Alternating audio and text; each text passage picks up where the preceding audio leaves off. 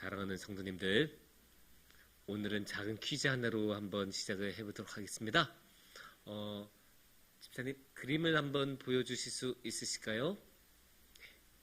이게 뭘까요? 저기 뭐지? 하늘 아니에요.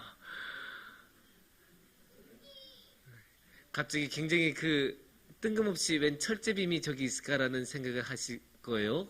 무슨 평범한 철제빔을 가지고 나오셨을까? 설교에까지 가지고 와서 퀴즈까지 내려면 그냥 평범한 철제빔은 아닐 텐데 이게 뭘까요? 참고로 정확하게 말씀드리자면 저거는 철제빔이 아니에요. 저 재질은 철이 아니고 백금하고 이리디움이 9대1로 섞인 물건이고, 그리고 이거는 이름이 있어요. 분명한 이름이 있어요. 그냥 철제빔이 아니에요. 이것의 이름은 미터 원기예요. 좀 이해가 되실까요? 그러니까 1미터가 얼마냐라는 것을 나타내는 그거예요. 우리가 자 같은 거 쓰잖아요. 근데 이제 정확하게 그러면 어떤 길이가 있어야 되는데, 우리가 머릿속으로는 1미터라는 게 있어도 정확하게 우리가 물건으로 볼 수 있어야 되잖아요. 그 역할을 하는 게 방금 전에 그림으로 보셨던 미터 원기입니다. 이 미터 원기는 우리가 일상에서 직접적으로 볼 일은 거의 없어요. 하지만 이게 없으면 우리의 일상이 굉장히 큰 타격을 받을 수 있어요. 이 미터의 원기에 따라서 사람들이 자를 만들고, 이 자에 따라서 사람들이 측정을 하고, 그 길이에 따라서 우리가 모든 것을 만들고 그러기 때문이에요. 그래서 이 미터 원기는 너무나 중요하죠. 예를 들어 우리가 건물 같은 거 지을 때 어떤 곳은 1m는 이만큼 하고 어떤 곳은 1m를 이만큼 하면 큰일 나지 않겠습니까? 또 이제 비행기 같은 거, 고속으로 가는 비행기 뭐 몇십 미터도 하잖아요, 비행기가. 근데 그 비행기 부품이 어디에서는 2m를 이렇게 하고 어디서는 이렇게 해버리면 그 부품이 안 맞아서 이격이 일어나서 그 고속으로 날아가는 완전 상공 뭐 몇백 미터, 몇천 미터에서 그렇게 고속으로 날아가다가 이격이 일어나면 얼마나 큰일이 나겠습니까? 그래서 비행기가 추락하거나 건물이 무너지면 많은 사람들의 인명피해가 나는 아주 큰 일이 일어나겠죠. 그렇기 때문에 이 미터 원기는 너무나 중요해요. 이 미터가 얼마인지, 얼마나 긴지를 나타내는 것은 너무나 중요합니다. 물론 요즘은 미터 원기가 표준은 아니에요. 미터 원기 말고 빛의 이제 시간을 가지고 길이를 만든다고 해요. 왜냐면 미터 원기도 기압이나 온도나 습도 같은 것 때문에 변할 수 있다라고 해서 빛으로 이제는 측정을 하지만, 그럼에도 불구하고 이 미터 원기는 오랜 시간 동안 기준으로 여겨져 왔고, 그만큼 이 기준이 얼마나 중요한지를 우리가 생각해 볼 수가 있는 거죠.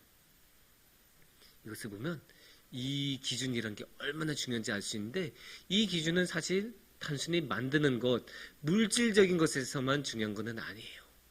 우리의 삶에서도, 우리의 정신에서도, 우리의 생각하는 것에서도 기준은 당연히 중요하죠.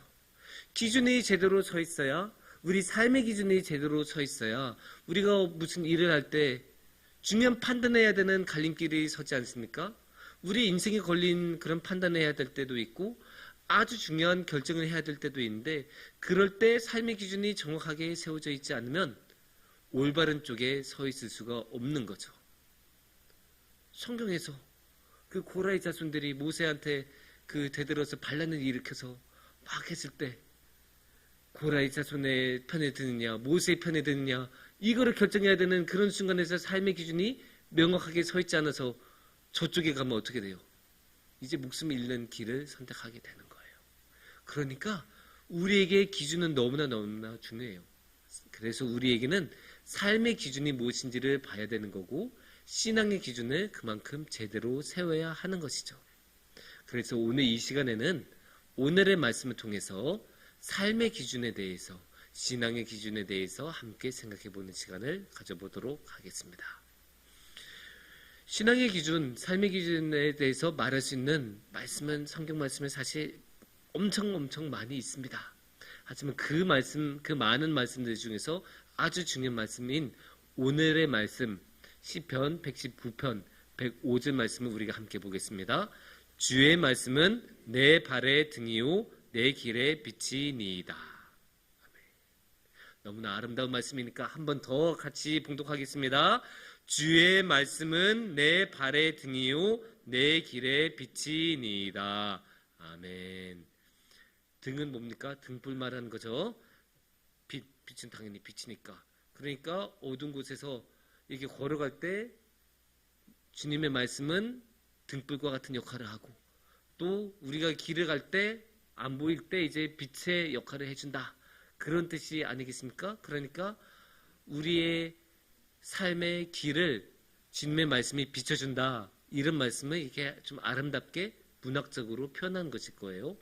그런데 이렇게 밝혀준다. 등불이 되어서 밝혀주고 빛이 되어서 밝혀준다라는 게 당연히 문학적인 표현이기는 하지만 또 굉장히 의미가 있는 표현이기도 합니다. 왜냐? 우리가 빛이 언제 필요합니까? 어두울 때 필요한 것 아니겠습니까? 뭐 밝을 때 프레시 들고 나와봤자 아무도 프레시의 고마움을 못 느끼겠지만, 우리가 막 어두워서 안 보이거나 아니면 이제 물건 틈 사이, 창문 틈 사이 이런데 빛이 못 들어가는데 하면 우리 어떻게 해요? 이게 핸드폰 프레시부터 찾잖아요. 그래서 핸드폰 프레시를 이렇게 비춰서 뭐가 있나, 안에 뭐가 있나 그렇게 찾아보지 않습니까? 그렇기 때문에 이 빛이라는 것은 어두울 때 더욱더 밝아 보이고 어두울 때 더욱 빛나는 법입니다. 그 말은 무엇일까요? 주님의 말씀은 우리 삶이 힘들고 어두운 상황에 놓였을 때 더욱더 빛난다는 뜻입니다. 우리 삶이 언제 어둡겠습니까? 당연히 힘들 때 어둡죠. 그리고 그 어두움은 우리 삶에 갑자기 나타나요. 갑자기 들이닥쳐서 갑자기 사고로 내 몸이 너무나 아프게 될 때, 갑작스러운 일 때문에 가장인 아버지가 돌아가셔서 우리 집안의 경제가 휘청휘청하게 될 때, 그런 갑작스러운 일들이 당연히 일어나지 않습니까? 당연한 건 아니어도 갑작스럽게 분명히 일어나기도 하고, 그런 삶을 우리가 겪기도 하고 주변에서 많이 보기도 합니다. 그런데 그런 일이 일어나면 어떻게 해야 될지를 몰라요. 정말 당장 내일, 당장 다음 달 어떻게 살지? 이 생각부터 나기도 하고, 지금 갚아야 될 금액이 이렇게 큰데 지금 내 통장에는 이거밖에 없고 어떻게 해야 되지? 정말 어떻게 해야 될 줄을 모르는 거예요. 앞으로 한 걸음 어떻게 내딛어야 할지를 모르고 정말 어디로 가야 될지, 어떻게 이 문제를 해결할 수 있을지 감조차 잡히지 않는 그런 시간, 그런 순간이 있습니다. 그럴 때는 정말로 우리가 우리 삶에서 어둠 속에 있는 것 같은 느낌이 들어요. 어둠 속에 있어서 앞이 안 보이고 어떻게 해야 될지를 모르고 정말로 조마조마할 수밖에 없는데, 그럴 때 오늘의 말씀은 뭐라고 하십니까? 주님의 말씀은 우리의 삶의 등불이고 우리의 길의 빛이다. 우리가 어떻게 해야 될지 모를 때 주님께서는 이 말씀을 통해서 우리에게 가르쳐 주신 거예요. 이렇게 해야 된다, 저렇게 해야 된다. 그게 주님의 말씀이에요. 그러니까 우리는 어려울 때 우리의 삶을 무엇을 통해서 봐요? 말씀을 통해서 보는 거예요. 주님의 말씀이 주시는 빛을 통해서 우리는 볼 수 있게 되고, 주님이 말씀을 통해서 주신 이 빛을 통해서 우리는 보는 거예요. 그러니까 우리는 이 말씀의 빛을 통해서 보니까 모든 것을 이 말씀의 눈으로 보는다는 뜻이에요. 그게 무엇입니까? 결국 이 말씀이, 주님의 말씀이 우리 삶의 모든 기준이 된다는 뜻입니다. 우리가 다른 모든 것을 잊어도 이것 하나는 잊으면 안 돼요. 주님의 말씀은 우리 삶의 기준이다. 이거는 그냥 우리가 뼛속까지 깊이 외우고 있어야 돼요. 괜히 신명기 6장 4절에서 5절 가장 큰 계명의 말씀에서 괜히 그렇게 말씀하신 게 아니에요. 어디 다 써두고 문서주에도 쓰고 다 쓰고 다 써놔라. 그게 괜히 그런 게 아니에요. 주님의 말씀이 우리 삶의 기준이기 때문에 그래요. 주님의 말씀이 우리 삶의 기준이고, 근데 이게 우리가 힘들 때는 아까 말씀드린 갑작스러운 그런 큰 고난이, 어려움이 닥쳐올 때는 머리가 하얘져서 아무 생각이 안 나거든요. 그래서 그럴 때조차도 생각이 날 수 있도록 우리가 항상 외우고 또 외워야 돼요. 주님의 말씀은 내 발의 등이요 내 길의 빛이니이다. 진우의 말씀은 내 삶의 기준이다. 이거를 우리가 뼛속까지 깊이 외우고 또 외워야 합니다. 근데 이제 여기까지는 우리가 모두 다 받아들일 수 있고 인정할 수 있고 또 우리가 신앙의 법칙처럼 우리 마음속 깊이 붙들고 다녀야 되는 말씀인데, 근데 여기서 참 특이한 게 있어요. 참 이해하기 어려운 면이 있어요. 말씀을 잘 아는 사람인데 말씀을 예수님하고 그렇게 친해 보이지 않는 그런 사람들이 있거든요. 물론 우리 교회에 있다는 거 아니에요. 성경에 있어요. 성경에 그런 사람들이 나와요. 예수님하고 친하지 않던 사람들, 예수님의 시대에 예수님을 별로 안 좋아하던 사람들, 예수님을 탄압하던 로마 사람들을 말할까요? 아니에요. 이방인이던 그리스 사람들을 말할까요? 아니에요. 누구냐? 바리새인들, 율법학자들, 서기관들이에요. 특히 바리새인들. 얼마나 예수님을 안 좋아했는지 몰라요. 그 예로 마가복음 8장 11절을 보면 이런 말씀이 나옵니다. 바리새인들이 나와서 예수를 힐난하며 그를 시험하여 하늘로부터 오는 표적을 구하거늘. 바리새인들이 뭐 했다고요? 예수를 힐난했다, 비난했다, 어떻게든 예수님을 뭐라고 꼬투리 잡고 아우 그거 아니에요 막 뭐라고 하고 그를 시험하여 어떻게든 꼬꾸라뜨리려고, 어떻게든 부끄럽게 만들려고 꼬투리 잡고 시험하고 함정 파고 그렇게 만드는 게 바리새인이었다고 해요. 사실 우리가 비난 조금이라도 당하면 되게 속상하거든요. 물론 이게 정당한 비판이어도 마음이 상한 게 우리인데, 정당하지 않은 비판을 들으면 얼마나 우리가 마음이 상하고 마음이 힘듭니까? 억울한 마음 들고 그 사람 찾아가서 나 그런 거 아니다라고 설명이라도 해주고 싶고, 그러고 막 그거 아닌데 그 토론하고 싶고 나의 그 말이 맞다는 거, 나의 생각이 맞다는 거 설득하고 싶은데, 그런데 이제 예수님은 어때요? 그런 힐난을 엄청나게 당했다는 거예요, 바리새인들한테. 그런데 바리새인들의 힐난은 여기서 끝나지 않아요. 그냥 힐난으로 끝나지 않고 그냥 시험으로 끝나지 않아요. 그럼 어디까지 가냐? 마가복음 3장 6절을 보시면 이렇게 나옵니다. 바리새인들이 나가서 곧 헤롯 왕과 함께 어떻게 하여 예수를 죽일까 의논하니라. 예수님을 죽이는 것까지 생각했다는 거예요. 아니 아무리 미워도 사람을 죽일 생각을 잘 안 하거든요. 당연하죠. 살인이 얼마나 큰 범죄고 그런 큰 범죄를 저질렀을 때 우리의 인생이 얼마나 힘들어집니까? 당연히 우리가 정상적인 삶을 사는 사람들이라면 사람을 죽이는 거는 생각조차 안 해요. 말로는 그렇게 험한 말을 하는 사람들은 있어도 실제로 계획을 하는 사람 없어요. 정상적인 삶을 사는 사람들 중에서는 없어요. 우리가 평범하게 사회에서 만나고 지내는 사람들 중에서는 그런 사람들은 없어요. 하지만 바리새인들이 어떻게 했다고 했습니까? 힐난하고 시험한 것으로 끝나지 않고 어떻게 죽일까 의논하더라. 죽이는 것까지 의논하는 거예요. 구체적으로 공모를 했다는 거예요. 공모를 하고 계획을 했다는 거예요. 이런 식으로 공모를 하고 계획한 거는 나중에 오늘날의 법정에서도 가중처벌을 받죠. 정말로 악한 의지를 가지고 어쩌다가 우발적으로 한 것도 큰일이지만 이렇게 계획해서 한 거는 훨씬 더 큰 범죄로 여기는 게 오늘날의 법에도 그렇습니다. 근데 이게 참 그렇지 않습니까? 바리새인들은 말씀을 아주 잘 알던 사람들이에요. 구약 성경에 대해서, 당신은 이제 구약 성경밖에 없었으니까 이 구약 성경을 많이 읽었던 사람들이고 이 구약 성경을 잘 아는 걸 자신의 자랑으로 삼던 사람들이에요. 그리고 그 말씀 그냥 잘 알고 잘 많이 읽고 잘 아는 것에 그치는 것만이 아니라 달달 외우고 그 말씀에 따라서 사는 것에 최선을 다하던 사람들이에요. 얼만큼 최선을 다했냐? 자신들을 지배하던 왕조가 이 말씀에 따른 율법을 지키게 못하니까 뭐까지 합니까? 반란까지 일으켜서 전복하고 자신들만의 왕조까지 세우는 사람들이에요. 아니 우리는 그냥 말씀을 읽으면 읽었지 혁명 일으키고 탄핵을 시킬 생각까지는 안 하잖아요. 아무리 그렇다고 하더라도 우리 스케일이 거기까지는 안 가요. 하지만 이 사람들은 자기들의 나라까지 세울 정도예요. 왜 나라를 세워요? 율법을 지키고 싶어서. 하나님의 말씀대로 살고 싶어서. 그만큼 하나님의 말씀에 대한 열정이 있던 사람들이고, 그리고 심지어 그 나라를 세우기 위해서 전쟁을 할 때 그 전쟁 때도 안식일을 지켜요. 하나님의 말씀에 나와 있으니까. 하나님께서 안식일을 쉬라고 하니까. 그래서 적군이 안식일에 쳐들어와도 무기를 들지 않고 그냥 죽는 것을 선택해요. 왜? 그게 말씀이니까.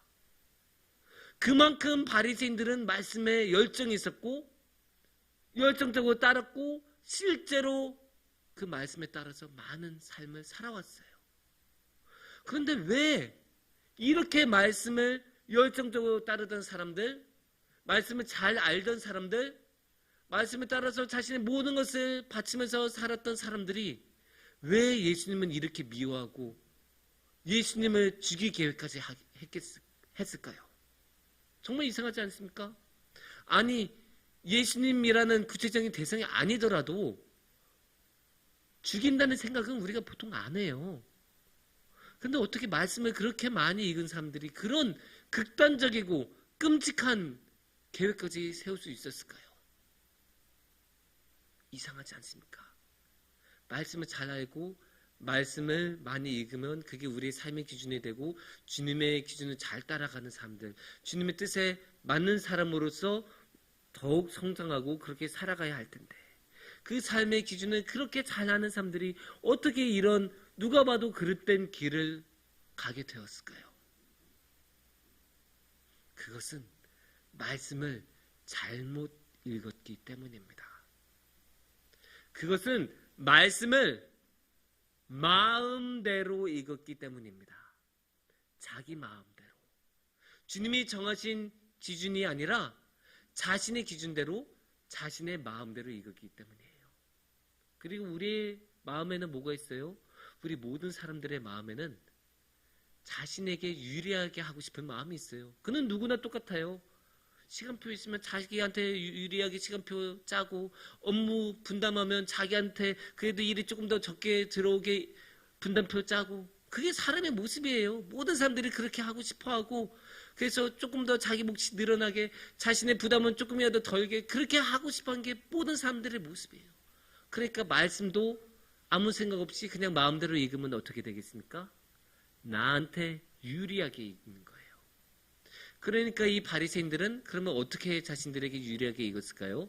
자신들이 유대인들이니까 유대인들에게 유리하게 유대인 중심으로 그것을 우리가 조금 어려운 말로 하면 뭐라고 표현하면 선민사상.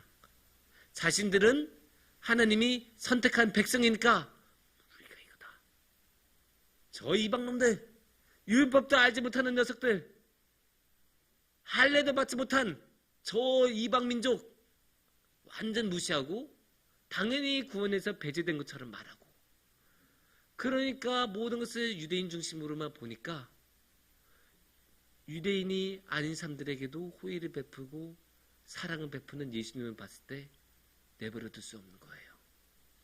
유대인 중심으로 자신들은 그 아주 잘 지키던 그 율법 말씀대로 살지 않는 그런 사람들에게도 아주 잘하는 예수님을 보니까 예수님을 내버려둘 수가 없는 거예요.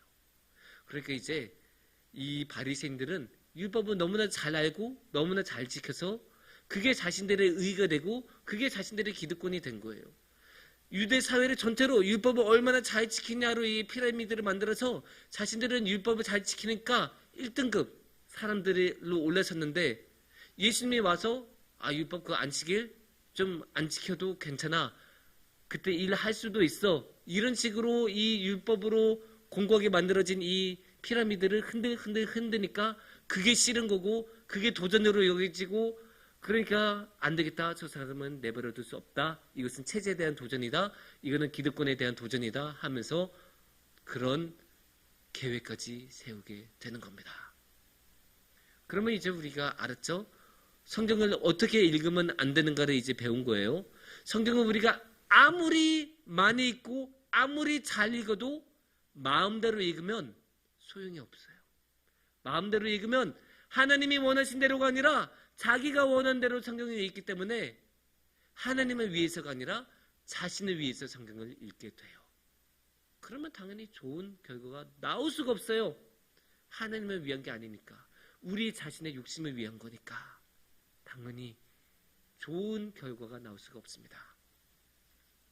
그러면 이제 우리가 어떻게 하면 안 되는지를 알게 되었으니까 이제는 어떻게 하면 되는지를 알아야 되지 않겠습니까? 그러니까 마음대로 읽으면 안 된다. 이렇게 해서 오케이. 그러면 이제는 우리가 어떻게 읽어야 될까요? 그러면 어떤 기준으로 어떤 관점으로 성경을 읽어야 될까요? 그것은 바로 예수님이 기준이 되십니다. 거기에 대해서는 명확한 이유가 있어요. 성경은 예수님을 가르쳐 주려고 쓴 책이기 때문이에요. 요한복음 20장 31절 말씀을 보시면 이렇게 말씀하십니다. 오직 이것을 기록함은 너희로 예수께서 하나님의 아들 그리스도이심을 믿게 하려 함이요. 너무나 명확하게 써져 있죠. 예수님이 하나님의 아들이고 그리스도인 것을 믿게 하려고 이것을 기록했다. 성경이 쓰여진 이유는 딱 하나예요. 예수님이 하나님의 아들이고 그리스도이고 그 하나님의 아들을 통해서 우리가 구원받는다. 이것을 가르쳐주고 싶어서 이 성경을 쓰신 거예요. 그러니까 이 성경이 예수님이 그리스도라는 것을 가르쳐주려고 쓴 책이니까 이 책은 결국 목적이 뭐예요? 예수님이 목적인 거예요. 그러면 이 목적에 따라서 성경을 읽어야죠. 그러면 이 목적에 따라서 성경을 읽으면 예수님에 따라서 성경을 읽는다는 뜻이 돼요.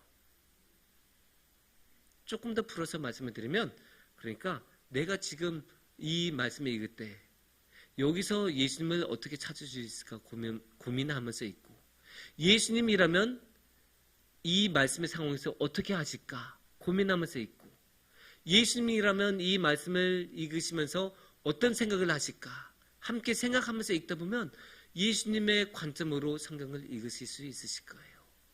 그리고 예수님께서 성령님을 통해서 때때로 지혜를 주시면서 예수님께서 어떤 생각을 하셨는지 보여주시고 성경에 있는 또 다른 세계를 열어주실 거예요. 또 하나의 방법이 있어요.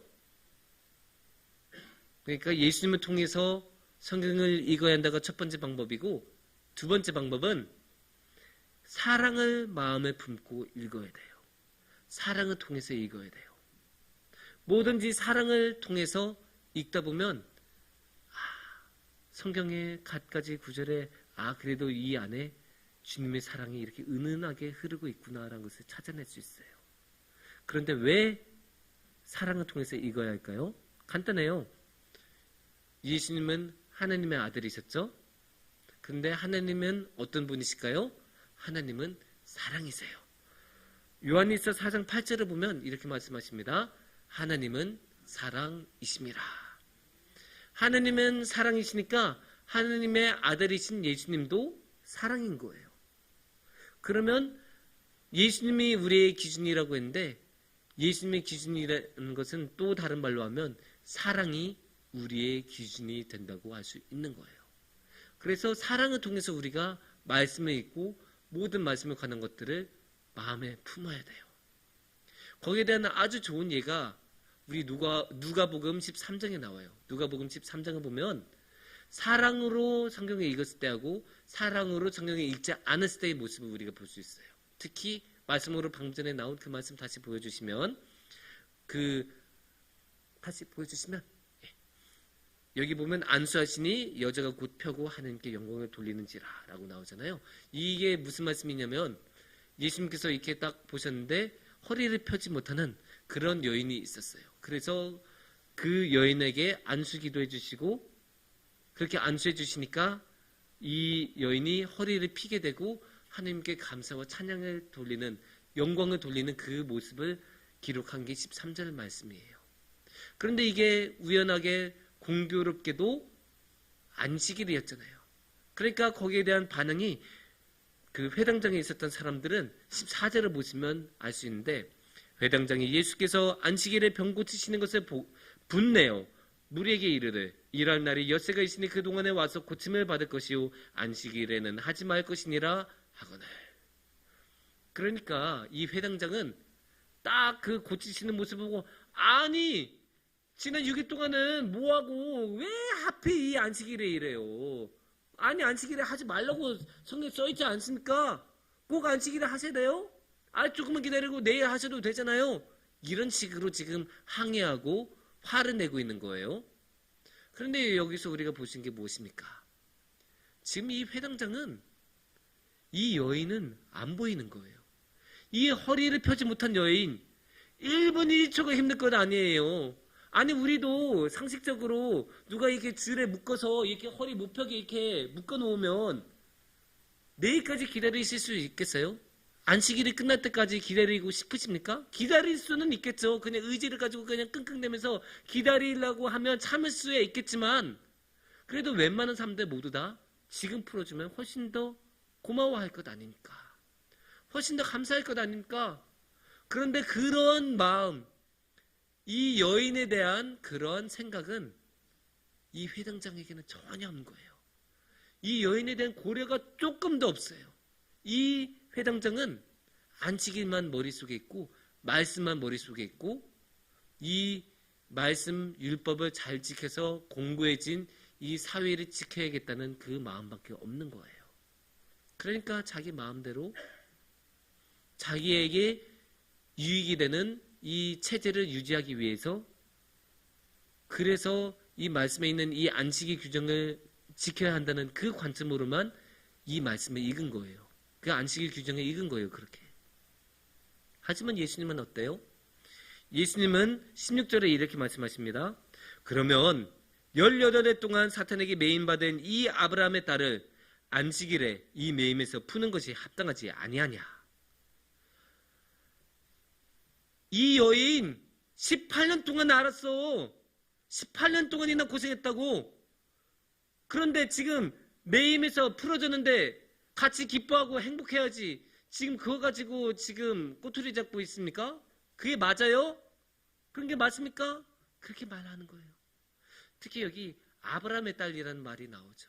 그러니까 유대인 족속 너하고 동족이야 라는 말도 있고 또 이게 이 신명기 5장의 10계명은 유대인 민족들이 해방된 것을 기념해서 이집트에서 해방된 것을 기념해서 안식일을 지키라고 말하고 있거든요.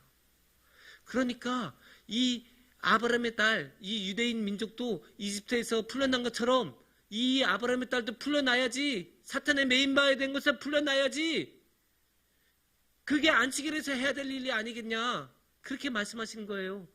안식일에 우리가 이집트에서 풀려났는데 그러면 이 아브라함의 딸도 이 유대인 동족도 이 안식일에는 매임에서 풀려나는 게 당연한 것 아니냐.